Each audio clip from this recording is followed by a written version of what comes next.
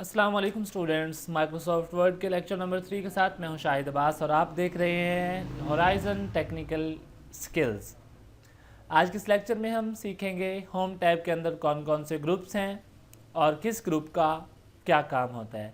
First of all, यहाँ पर आप देख सकते हैं होम टैब में जो पहला ग्रुप है उसका नाम क्लिप बोर्ड रखा गया है। क्लिप बोर्ड में जो पहली दो कमांड्स हैं उनमें से पहली कमांड कट है और दूसरी कॉपी है।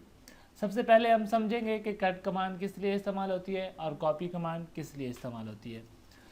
देखिए, कट कमांड उस वक्त इस्तेमाल करेंगे जब मिसाल के तौर पर आपने एक डॉक्यूमेंट में कोई टेक्स्ट राइट कर ली है और आपको उसके बाद याद आया कि आपने ये वाली टेक्स्ट यहाँ नहीं लिखनी थी बल्कि किसी और डॉक्यूमेंट में या किसी और पेज में लिखनी थी, या पेज के सेंटर में या बॉटम में आपने इसको तहरीर करना था। तो आप क्या करेंगे, कट की कमांड इस्तेमाल करेंगे और वहाँ से उस टेक्स्ट को उठा के आप आगे अपनी रिक्वायर्ड प्लेस पर उसको लिख सकते हैं।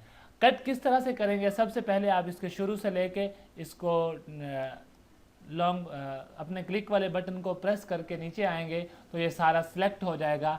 देखें, जब तक आप यहाँ से कोई टेक्स्ट सिलेक्ट नहीं करेंगे तब तक आपकी जो कट की कमांड है वो ऑन नहीं होगी। देखिए, जो ही मैंने यहाँ पर टेक्स्ट को सिलेक्ट किया है तो कट की कमांड ऑन हुई है।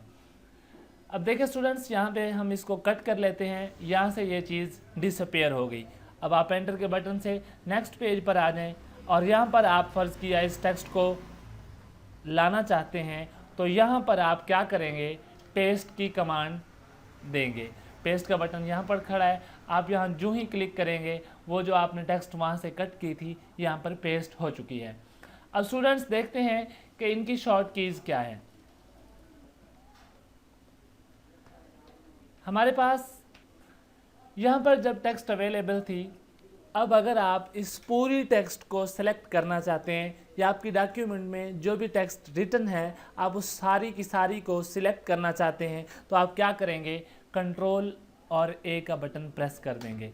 यूँ ही आपने कंट्रोल प्लस ए का बटन प्रेस किया, आपकी पूरी टेक्स्ट मीन्स के ऑल टेक्स्ट सिलेक्ट हो चुकी।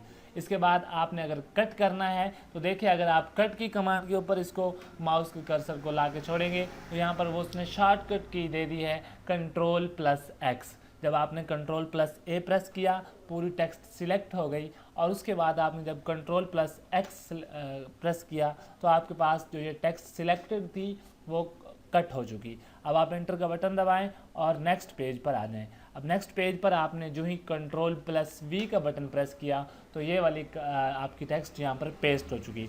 तो सिंपली स्टूडेंट्स, किसी भी टेक्स्ट को, किसी भी पिक्चर को, किसी भी चीज़ को कट करने के लिए आप कंट्रोल प्लस एक्स की कमांड इस्तेमाल करेंगे और उसको आगे अपनी रिक्वायर्ड प्लेस पर पेस्ट करने के लिए आप कंट्रोल प्लस वी की कमांड इस्तेमाल करें। स्टूडेंट्स, इसके बाद हमारे पास जो दूसरी कमांड है वो है कॉपी।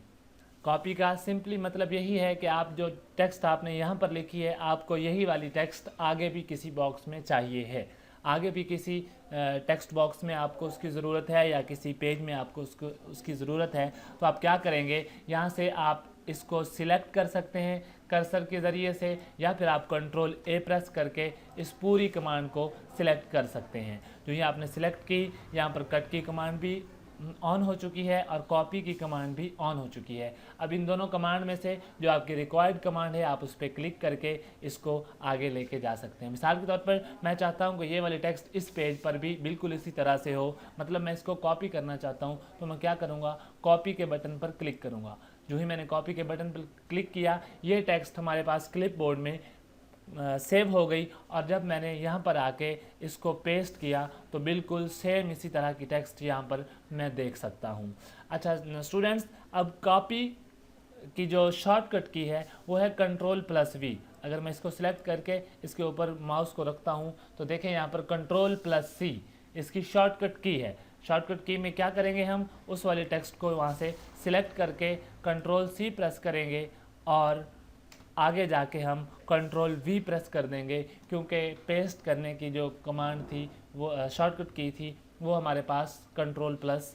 स्टूडेंट्स, इसके बाद हम पेस्ट स्पेशल कमांड के बारे में पढ़ेंगे कि पेस्ट स्पेशल कमांड क्या होती है। मिसाल के तौर पर आपने ये वाली टेक्स्ट यहाँ से कॉपी करनी है और आगे किसी शख्स को प्रोवाइड करनी है और आप चाहते हैं कि आपके इस टेक्स्ट में वो मॉडिफिकेशन ना कर पाए, आप इसको एज अ पिक्चर उसको देना चाहते हैं, तो क्या करेंगे, आप इस वाले टेक्स्ट को कॉपी कीजिए। कॉपी करने के बाद यहाँ से देखें, मैं यहाँ से इसको कॉपी कर लेता हूँ। उसके बाद एक न्यू फाइल बना लीजिए, न्यू पे क्लिक किया, ब्लैंक डॉक्यूमेंट ली और यहाँ पर आपने क्या करना है, पेस्ट स्पेशल कर देना है। पेस्ट स्पेशल की कमांड क्या है, Alt plus control plus V। हम क्या करेंगे, यहाँ पर पेस्ट स्पेशल करेंगे तो देखें यहाँ पर हमने पिक्चर सेलेक्ट करके ओके कर देना है। अब हमने वहाँ से जो टेक्स्ट कॉपी की थी वो एक टेक्स्ट नहीं रही बल्कि एक पिक्चर की सूरत में अगली डॉक्यूमेंट में हमारे पास अवेलेबल है। इस तरह से आप अगर एक टेक्स्ट को बिना मॉडिफिकेशन के आप चाहते हैं कि अगला शख्स, अगला बंदा जिसको हम प्रोवाइड कर रहे हैं वो इसमें मॉडिफिकेशन ना कर सके, तो आप इसको पेस्ट स्पेशल के ज़रिए से यहाँ पर पेस्ट। तो स्टूडेंट्स, इसके बाद हम चलते हैं पिछली फाइल पे और वहाँ पर देखते हैं कि फॉर्मेट पेंटर किस तरह से इस्तेमाल होता है। इसको मैं क्लोज कर देता हूँ, सेव नहीं करता। और देखिए स्टूडेंट्स, मिसाल के तौर पर यहाँ पर मैंने एक हेडिंग बना ली है, ऑफिस मैनेजमेंट को मैं यहाँ से इसका फ़ॉन्ट साइज़ बड़ा कर देता हूँ और इसका कलर भी चेंज कर देते हैं। इसके साथ ही इसका कोई स्टाइल लगा लेते हैं, ये वाला स्टाइल मैंने लगा लिया। अब मैं चाहता हूँ कि इसके नीचे जो भी मैंने हेडिंग देनी है उस हेडिंग की जो फॉर्मेटिंग है वो भी इसी तरह से हो। तो मैं क्या करूँगा, इस वाले टेक्स्ट को सिलेक्ट करके फॉर्मेट पेंटर पे क्लिक करूँगा और नीचे मिसाल के तौर पर मैंने ग्राफिक वाली हेडिंग को भी बिल्कुल इसी तरह से बनाना है, तो इसको क्या कर दूँगा, जो ही सिलेक्ट करूँगा तो देखिए उसकी जो फॉर्मेटिंग है वो भी बिल्कुल उसी तरह से हो चुकी है जिस तरह से ऑफिस मैनेजमेंट वाली लाइन की। तो स्टूडेंट्स, हमें फॉर्मेट पेंटर की कमांड की एक ये सहूलत मिलेगी कि हमें बार बार हेडिंग्स के लिए उसकी